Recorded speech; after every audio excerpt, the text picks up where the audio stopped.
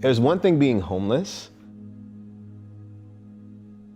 but there's another thing having everything taken away from you.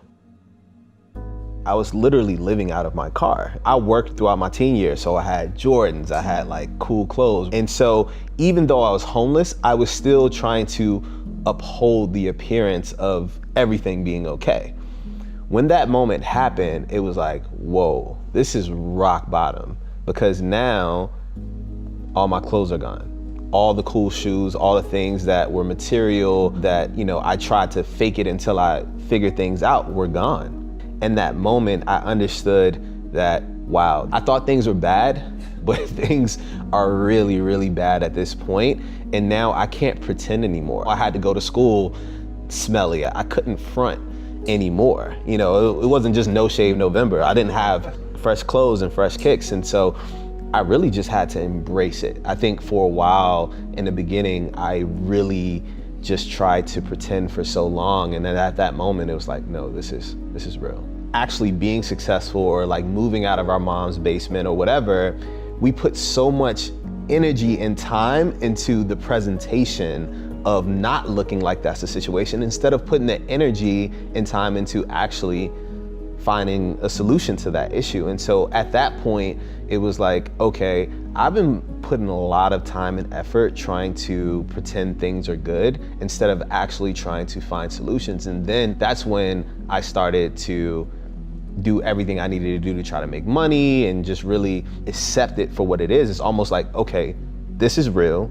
I need to figure this out. It's the rose that grew from concrete. No matter how terrible a situation is, no matter how bad it is, there's still gonna be a rose that grows from that concrete. And I feel like I was that. No matter what my situation was, I was built for this. I was not going to let myself fail. I just didn't like begging people for money. And so I respected the guys that were like figuring out hustles, right? And so for instance, there was a Amoco right down the street from me. And so I would go there and I would wash windshields and make money, just try to save up enough money to just be in a motel for the night. And I mean like the nastiest motel, but for me, it was just taking in my environment, seeing how other people hustled, how I can do it better. Someone taught me how to play drums on buckets and things like that. And so, I just tried to do any type of hustle that I could to kind of make things happen. And you kind of learn like a lifestyle. It's like, oh, I'm going to school dirty. No, go to the gas station, go use the bathroom, use the soap in there, use the paper towels in there, clean yourself up. You figured out ways to kind of hustle. Like the way I discovered tech was that I used to go into I never went to the library. And I'm like, whoa, this place is open till 8 and it's warm and it has computers and internet. What? No one told me about this. What's so special about the internet now is really anything you want to do, you can learn. Like if you want to learn how to code, if you want to be a developer, you want to build software, you want to build apps, you can literally go on YouTube and learn how to code. What do you want to do? Tell me anything. What do you want to do? Now, there's resources and there's things online that can help you build yourself into whatever that is. Every company of mine, pretty much they all start the same way. Whether I consciously or subconsciously do this, I immerse myself within the target audience of that product or service, right? I see a lot of people that want to try to do something and they don't talk to people. They're like, oh, I think this is cool. And so they just start working on it. And the best way to learn is from other people, especially the people that you're trying to serve these products or these services to, right? And so for me, like I said, consciously or subconsciously, I've always immersed myself into that target audience, that culture, those people, and learn from them. Have conversations with them, find out what they hate, what they love, right? And that was extremely important. And when you start to immerse yourself within this, right, you're gonna wanna do more research for like art. Being a young Black guy in the art space, it doesn't happen, right? It's not a lot of us. And I'm like, yo, why is that, right? And so then I start to do my research and I start to learn why things are the way they are. So it's like, wow, I put myself in this space, I'm starting to identify problems. Now I want to research why these problems are problems and then figure out ways that I can tackle these problems, right? And so it's just like this step-by-step process. And then when I think I find a solution to those problems, I go back to that target audience and I start saying, how do you guys feel about this?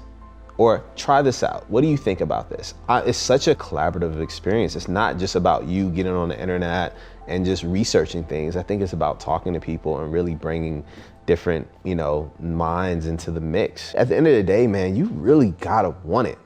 You gotta really want it. And I think the problem is now with social media. Before, when I was growing up, I didn't see all these examples of people having cool cars or doing cool shit all the time, right?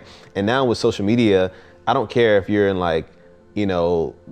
the middle of nowhere, you can log on to Instagram and see just this whole world of experiences and things. The problem is, it's like, oh, well, these people have it, so I should be able to have it. And it's just like, man, you don't see the work that goes behind this, man. I started my first marketing job at 14. I'm 10 years into entrepreneurship. It wasn't until the past few years where I started really getting recognition for it, right? And so people don't see all that it takes to even get to that point, and that's the problem. And so they think it's supposed to be this overnight thing. Oh, I started an LLC, give me money. No, that's not how it works. This is a marathon. This is not a sprint, right? You never know when that moment is gonna happen in your life where you find that passion or you figure it out. The fun part is just trying a bunch of stuff. Like when you get to a point where you can just try a bunch of stuff, it's like, hey, sit down, make a list. I'm interested in all these different things, right? Okay, I'm interested in these top 5 things. Now, how can I do something that not only am I passionate about with one of these top 5 things, but also make at least enough money to just get by? Travel, get out of your comfort zone, meet people from all different types of backgrounds. If you wanna build a product or service or company that you wanna build at scale, and your friends are only the homies that you've been hanging out with since, middle school, probably should meet some more people, get to know them, travel the world, and even if you don't have the resources to travel, the internet, learn about different cultures, learn about different people. I took a year of learning. I just took a year to learn. Just learn the space, get to know people, figure things out. Because even though I had been in the space for a little while, I was more intentional about it. Before it was, okay, I'm just here because I love art, and so I've been meeting these people and learning about this, and this is what's needed. But then I said, no, I want to be intentional about doing this. And so I shifted my energy, I shifted my time, and I really got into it. And it's also something that I love to do, right? And so, yeah, did I miss out on revenue? Did I miss out on, making more money in 2018 and all this other stuff? Yeah, of course, yeah. But at the end of the day, I'm going to launch a much more successful business when I do launch it. And it's because I took the time to learn. And I just think that people are in such a rush to have something, especially money. Money is like, oh, I gotta get more money. But it's like, if you launch something that's poor or shitty, and even at a point where I had accomplished so many things, I almost did it, right? We're not perfect. I'm not perfect. I still fuck up all the time, man. Fuck up earlier today, right? So we mess up constantly, but it's identifying that and saying, wait, let me take a step back and let me do this the right way. And then I have that mentality.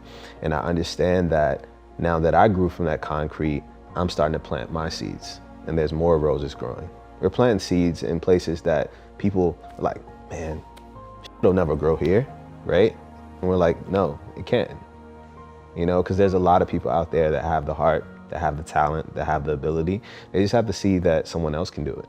You have to be able to show people that there's other options, and that's what spreading seeds is all about. Showing people that they can actually do something different. The thing that really gets me out of bed right now is my ability to help people. I don't need any more money. I don't need any more material things.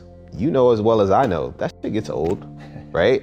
It feels good temporarily, but it doesn't really hold any weight or substance. And so the thing that I feel like our legacy is, how do we affect as many people as possible in the most genuine and impactful way, right? And for me, that is what drives me today. A lot of times the thing that's stopping us from being the person that we truly want to be is ourselves.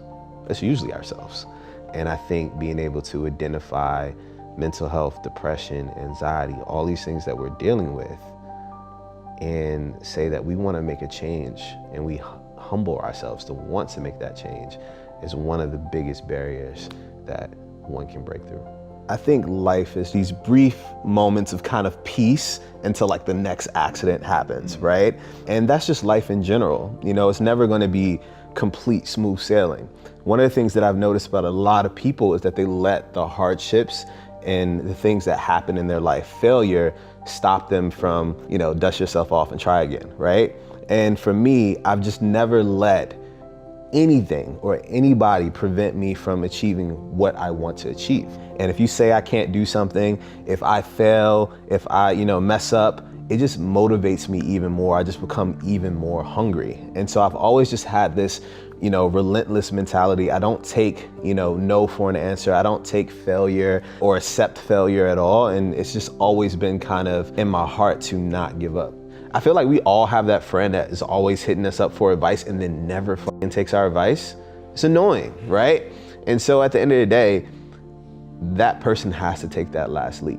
You're at that computer, you tell me what you want to do. I tell you, this is how you search. This is how you find those resources. Now you got to actually go and learn.